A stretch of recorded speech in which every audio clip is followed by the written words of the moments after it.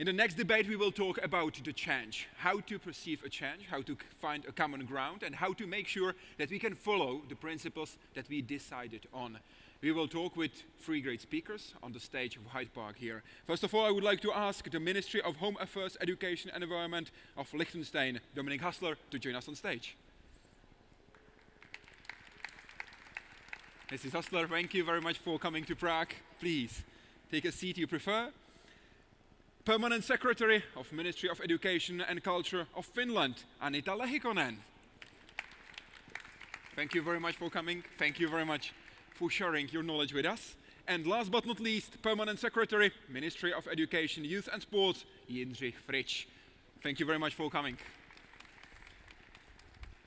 Please, take a seat. If I may, I would like to start with the experience from Liechtenstein, because in the system of Liechtenstein, I can see that you have a really deep cooperation with Switzerland. Could you describe the cooperation? What is it like, please? First of all, I want to thank you that we have the ability to be here. It's very an honor for us. You already said it, Liechtenstein and Switzerland are sharing a lot of commons in the education area. We are a small country, we have 38,000 inhabitants, and first of all we look really that we share the same curriculum. Switzerland worked on a new curriculum for the last few years, and Liechtenstein adapted this curriculum.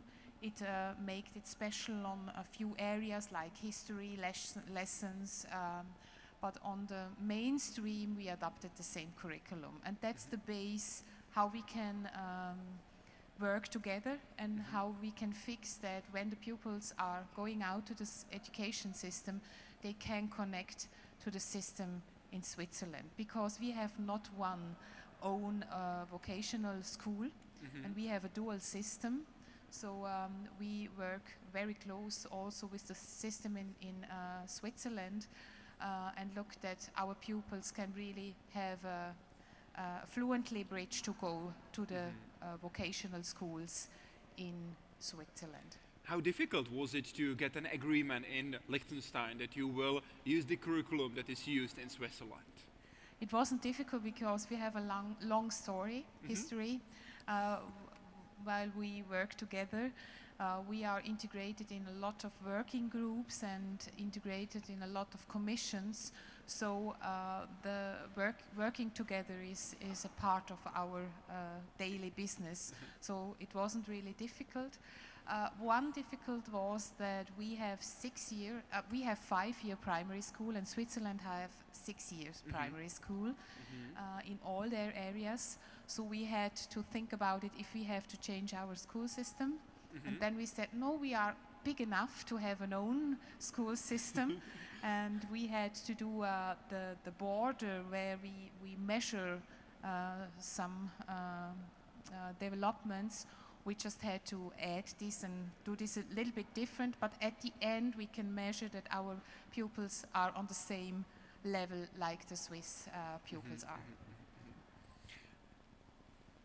Speaking about the Finnish experience, we can say that you are also going long back, like Liechtenstein and Switzerland, the cooperation. You are keeping the nearly same system, and I'm speaking about the principles, not about the details in the system, because that's nature developing, for a very long time.